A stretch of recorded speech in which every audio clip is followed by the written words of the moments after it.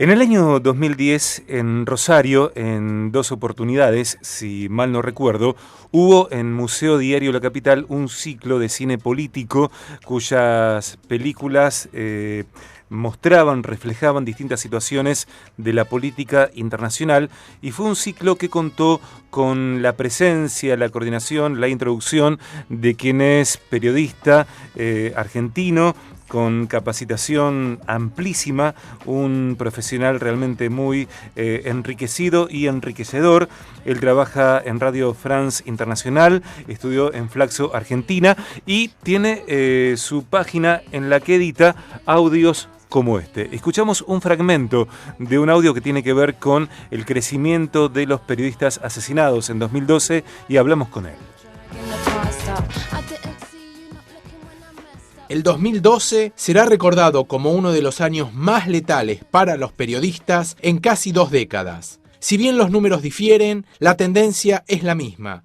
Mientras que el Comité para la Protección de Periodistas de Estados Unidos, el CPJ, habló de 67 asesinatos, un incremento del 42% con respecto al 2011, Reporteros Sin Fronteras informó de un aumento de un 33%, un número menor, ya que no incluye varios casos que aún no fueron esclarecidos. Esa es la voz de Andrés Criscraut, quien está en línea con nosotros en directo desde París. Andrés, bienvenido, feliz 2013. Valeria Arca, Sergio Contemori, te saludamos. ¿Qué tal, Sergio? ¿Cómo andás tanto tiempo? Bien, muy bien, muy bien. Un placer poder hablar con vos aquí con Vale.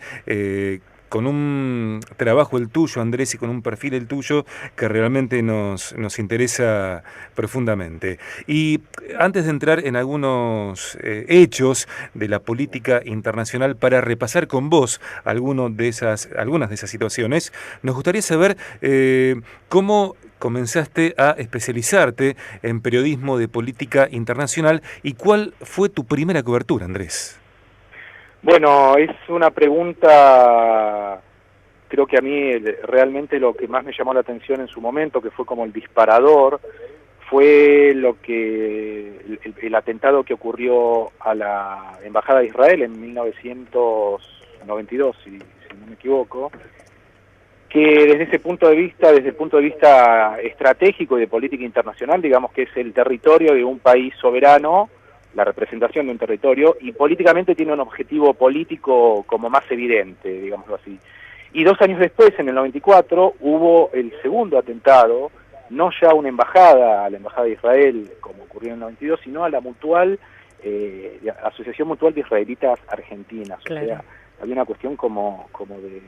O sea, ¿cuál es el objetivo político de volar una mutual en ese momento? Y bueno, a partir de ahí empezó mi interés por esta gran confusión entre israelí, entre lo judío, entre los palestinos, entre los... Claro, ¿por qué venían tantas luchas y por qué tantos resentimientos, no? Sí, bueno, y también porque tantos intereses en cuestión, o sea, como un conflicto que realmente no es algo demasiado complicado, es como bastante evidente y absurdo en ciertos términos, ¿no? Porque si uno lo analiza religiosamente, hay justificaciones, si uno lo analiza políticamente, socialmente, culturalmente, lingüísticamente, hay motivos de sobra, pero también esa obscenidad, digámoslo así, de interpretaciones que hay en un conflicto tan largo, en cierta medida también lo hacen bastante fácil de resolver, digamos así. Sin embargo, es un conflicto que persiste, es uno de los conflictos internacionales. Claro, Andrés, ¿y de qué manera te fuiste metiendo en tema para conocer un poco la historia y los intereses, justamente? ¿Qué fue lo primero que hiciste cuando te interesaste por esos atentados? Estaba estudiando periodismo y ni bien termino periodismo en TEA, hice el curso de Política Internacional, de Relaciones Internacionales en FLAX, en la Facultad Latinoamericana de Ciencias Sociales, para especificar un poco más, y en ese momento hice la tesis sobre la construcción de la identidad israelí. El tutor fue Oscar Raúl Cardoso, quien era el representante, uno de los grandes exponentes del análisis internacional en su momento, ¿no? Claro. Una persona que realmente se le extraña por lo osado de varias interpretaciones que hacía de los conflictos. Y él precisamente me dijo, bueno, una vez que recibí el título, me dice, mira, está todo perfecto, lo sabés en teoría, es interesante, pero si vos no estás in situ, no lo vas Claro. a lograr entender. Y me fui 6 meses a ver un poco cómo era el tema entre israelíes, palestinos, judíos, árabes, musulmanes, judíos ultraortodoxos, islamistas ultraortodoxos también, ¿no? Andrés, esto de viajar, por supuesto, por el mundo y de atender y profundizar puntualmente en esa causa, imagino que te habrá hecho entender mejor a la Argentina y te habrá tal vez ampliado la mirada sobre nuestro propio país, sobre tu propio país. En este crecimiento profesional, en este andar por distintos países, cubriendo hechos internacionales, ¿cuál es tu mirada argentina hoy? ¿Cómo nos ves hoy a los argentinos y qué pensás que va a pasar? Mira, es una pregunta interesante. Yo en este momento estoy viviendo en Francia desde hace un año. O sea, entiendo un poco tu pregunta, pero el tema también muchas veces de tratar de analizar lo que es el país de uno es bastante complicado desde la cuestión emocional, ¿no? Claro. El conflicto palestino-israelí también tiene un costado emocional muy importante. Por eso quizás es una visión más personal y me parece que desde el punto de vista, por lo menos en los últimos años, internacionalmente la Argentina ha quedado, si bien hubo acuerdos a nivel regional en América Latina, Ha quedado medio aislada, ¿no? ha quedado marginada del mundo y el mundo también se ha marginado de la Argentina y de América Latina, ¿no? Porque también viendo un poco cuál es el interés que tiene, por ejemplo, en este momento Francia y el gobierno francés y los medios de comunicación franceses. Con respecto a lo que ocurre en Sudamérica, aparecen muy raras excepciones y con una visión un poco simplista de lo que está ocurriendo, ¿no? Se lo ve desde el punto de vista, estoy hablando básicamente de Europa, ¿no? Claro. Como de un neopopulismo generacional y general en Sudamérica, que si bien tiene cierto interés el análisis, creo que se queda un poco corto a veces, ¿no? Pero hay un desentendimiento mutuo, creo que también de América Latina con respecto...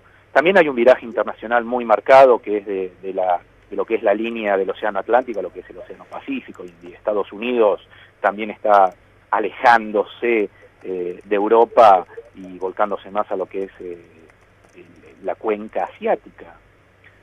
Por ejemplo, acá en Europa se ha dado mucho hincapié en lo que es el conflicto entre China y Japón por unas islas, Japón, Corea del Sur por otras islas, lo que está ocurriendo en el sur del Magreb y en el norte del África Negra con lo que es la secesión del norte de Mali. O sea, Europa también se está volcando más hacia lo que es el área asiática africana y descuidando lo que es la relación con América Latina y Estados Unidos. Creo que en los últimos años se está viendo un gran viraje en donde la Argentina también está montada en eso, si bien como un poco a la cola, ¿no? Estamos hablando con Andrés Criscraut, periodista argentino, residiendo en París, especialista en política internacional. Y mi pregunta tiene que ver ahora, Andrés, vamos recorriendo hechos o comentarios del presente del mundo. ¿Qué opinión te merecen los liderazgos políticos latinoamericanos? Casos como el de Chávez, el de Dilma, el de Lula en su momento, el de Cristina. Me parece que hay grandes diferencias en esos liderazgos, si bien hay ciertos factores comunes denominadores, ¿no? El tema del intento de una redistribución de las riquezas nacionales, desde el punto de vista de formación de cuadros políticos en sociedades bastante despolitizadas durante mucho tiempo. No nos olvidemos que muchas vienen de golpes de Estado o de como mínimo 10 años de capitalismo salvaje, digámoslo así, de privatización galopante. Sin embargo, hay como una falta, digámoslo así, e insisto, tratando de hacer siempre comparaciones con lo que es lo que conocemos como países desarrollados, que están teniendo sus crisis, pero no son crisis como las que tuvimos nosotros en el 2000 y en el año 2010, Pero desde ese punto de vista, creo que falta un poco del objetivo institucional, de armar instituciones que realmente vayan en contra de ese retraso que tenemos de varias décadas con respecto a los países desarrollados, claro, a nivel institucional, ¿no? Sí, sí. Imagino también, Andrés, que por tu experiencia en todo este tema internacional, habrás notado grandes o oceánicas diferencias entre lo que pasa en distintas partes del mundo. Por ejemplo, lo que comentabas de pueblos judíos, lo que comentabas de los europeos, o la misma Argentina. Todos tienen idiosincrasias tan distintas que también intentar entender a cada uno o a cada zona es medio complicado, es complejo. Pero, sin embargo, la sociología y la política y la mundialización últimamente, estoy hablando también de la mundialización no solo de las últimas décadas, sino desde la revolución industrial, ¿no? La gran europeización que sufre el mundo. Hay factores que funcionan en todos lados. La civilización tiene patrones comunes en varios lados, y más desde el punto de vista de lo que fue la modernización y la modernidad. Sin embargo, sí, como vos decís, hay ciertos conflictos que salen un poco del margen, pero hay herramientas comunes para... Claro, pero por ejemplo, ¿cómo ves hoy al mundo chino? China hace algunos años no se presentaba como se presenta hoy, con la fuerza que tiene en los mercados, por ejemplo, que se presenta como potencia mundial. ¿Eso hace algunos años se esperaba que podría ser así? Bueno, sí, si bien no soy especialista en el tema chino, pero sí hay la pregunta es, muchas veces antes de lo que es el despegue que está teniendo ahora China, se hablaba de China como un país que estaba ampliando a gran escala lo que era el ejemplo de Chile en Sudamérica, ¿no? Sí. Un Estado fuerte, no específicamente democrático, pero volcado a políticas de liberalización comercial, económica y financiera muy relacionadas con Occidente, con lo que eran las democracias de Occidente. O sea, ese modelo chileno era el que se veía, o se analizaba el modelo chino desde el punto de vista de lo que fue el caso de Pinochet en Chile, ¿no? Sin embargo, hay, como todo hoy en día, una apuesta importante, porque no es un gobierno democrático, si bien tiene cierto tipo de elecciones dentro del Partido Comunista, y estamos hablando de un Partido Comunista que tiene niveles estatales y son millones de personas, el mayor partido que tiene seguidores del mundo entero, el Partido Comunista Chino. Claro. Pero está aplicando también, bueno, y también aplicó muchísimo lo que es esto de ciertas zonas estratégicas con un doble sistema, lo que ellos hicieron con Hong Kong. No nos olvidemos que Hong Kong era un enclave británico en lo que era la costa china, y a principios de milenio pasó a soberanía china. Sin embargo, sigue habiendo dos modelos distintos, con una soberanía y un Estado que es el Estado comunista chino. Claro. Y China logró adaptar, digámoslo así, el ejemplo de Hong Kong a lo que es el resto de la China continental, ¿no? Andrés, para despedirte, para saludarte, te pedimos que nos hagas una pintura breve de cómo está París hoy. ¿Cómo está? ¿Cuál? Perdón. París, estás en París. ¿Cómo está París hoy? Y París es muy linda, obscenamente linda, está toda dorada. Claro. Y bueno, y si bien está todo, como era, hay un chiste de un poema del siglo de oro español que dice: asombróse un portugués que desde su más tierna infancia todos los niños de Francia supiesen hablar francés, ¿no? Más allá de eso hay un nivel cultural y un enfoque del mundo que es como increíblemente interesante, y que es muy difícil de verlo desde la Argentina. Bien. Y en este lunes, sol, lluvia, nubes, frío, temperatura media, ¿cómo está París? Está frío, con un pequeño efecto invernadero extraño, porque debería estar nevando y la nieve ya no existe en París. Pero sí, gris, absolutamente gris. Bien. El sol sudamericano no existe acá. Te dejamos un abrazo sincero, constante, gracias por hablar con nosotros y en cualquier momento nos reencontramos. Así es, Sergio, un abrazo para los dos. Un beso, gracias.